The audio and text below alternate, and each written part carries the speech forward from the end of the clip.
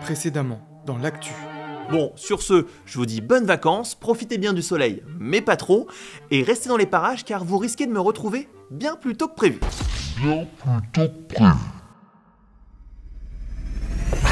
Salut tout le monde! Bon, on va pas se mentir, qui dit fin de saison, dit best-of et chemise estivale. Allez, on vous a préparé 3 vidéos pour l'été, faites à partir de ce qu'on a déjà tourné. Reprendre, recycler, revaloriser, on n'est pas loin de la recette du gaz vert finalement. 3 vidéos, 3 piliers de l'entreprise et autant de raisons de se replonger dans ce qu'on a construit ensemble. Et on commence fort avec un objectif qui ne rigole pas.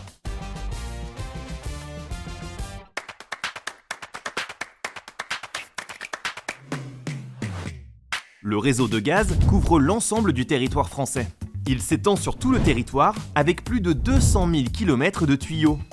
Chaque année, GRDF investit près d'1 milliard d'euros pour le réseau et ses supports, essentiels à l'approvisionnement en gaz des consommateurs. Le réseau s'adapte aussi pour accueillir les énergies renouvelables. Le gaz vert y circule déjà et d'ici 2050, l'objectif est d'avoir 100% de gaz vert dans le réseau. Nous sommes à Réau en Ile-de-France sur un site de méthanisation à la pointe de la technologie. J'ai amené mes petits déchets alimentaires, on va voir ce qu'on peut en faire et c'est par ici il me semble. Allez, venez, suivez-moi.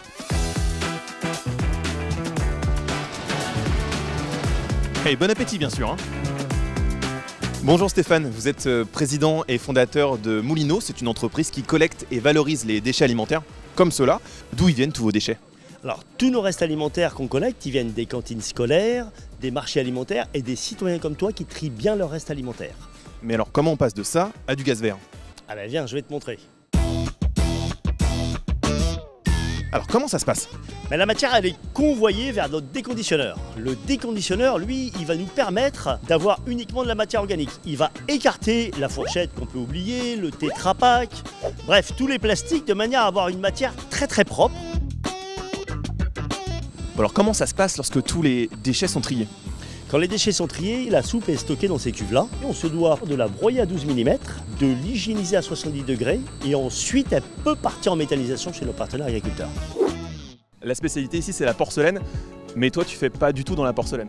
Non, c'est pas notre cœur d'activité, nous on est plus sur l'épuration des eaux usées.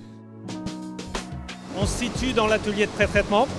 Il a pour vocation de récupérer les graisses et toutes les matières graisseuses pour les acheminer vers un atelier spécifique où on va les solubiliser avec de la soude. Deuxième gisement, donc on se trouve sur la toiture du décanteur primaire. On rentre de l'eau brute et là on commence à capter de la boue en fond d'ouvrage et ce qui va sortir, c'est ce qu'on va appeler de l'eau pré-traitée. Et bien donc là on est sur le 3e gisement de boue. On a des bassins très importants, différentes zones pour différentes actions spécifiques sur les polluants. On est d'accord que ce qu'on voit au fond de cette cuve, c'est ce qu'on a vu dans les 3 autres ateliers. C'est les boues, les graisses, tout ça mélangé. C'est l'addition des 3 gisements que tu retrouves ici qui se mélangent et qui vont faire l'alimentation de nos digesteurs.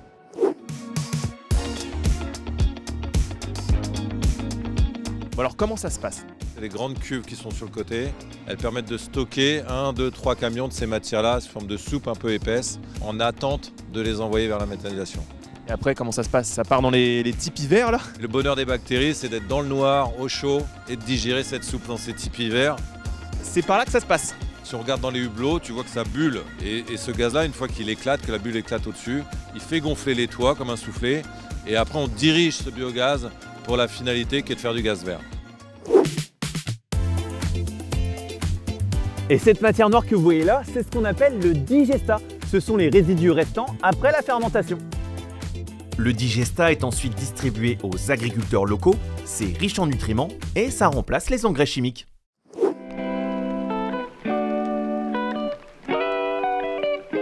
Je suis en charge de mener le projet Intervigne. L'objectif du projet, c'était d'expérimenter les couverts végétaux entre les rangs de vignes et de voir est-ce que c'est possible de faire pousser des couverts végétaux et surtout, est-ce qu'ils concurrencent ou pas la vigne.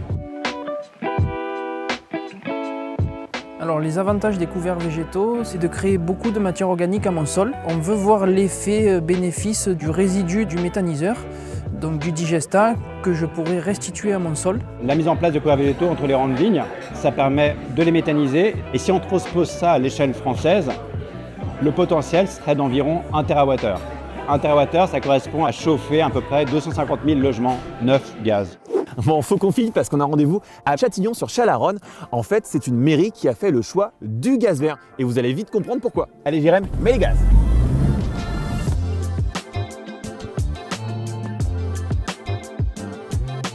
Alors Didier, pourquoi vous avez fait le choix du gaz vert pour la ville? Parce que la commune est engagée dans une démarche environnementale depuis plus de 15 ans. On a fait le choix d'avoir un minimum de 50% de gaz vert sur tous nos contrats et toutes nos consommations qui sont importantes et de monter, si la possibilité du marché nous l'offre, de monter jusqu'à 80%.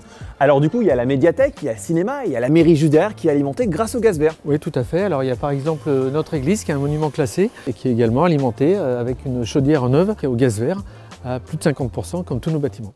Et c'est un investissement important. C'est un investissement important, mais on s'y retrouve d'un point de vue consommation globale. Et puis encore une fois, par rapport à l'environnement, c'est un message qui est très important pour la population et qui est très à l'écoute de ce genre de modifications. Bon bah Didier, un grand merci pour votre temps et pour la visite. Avec plaisir.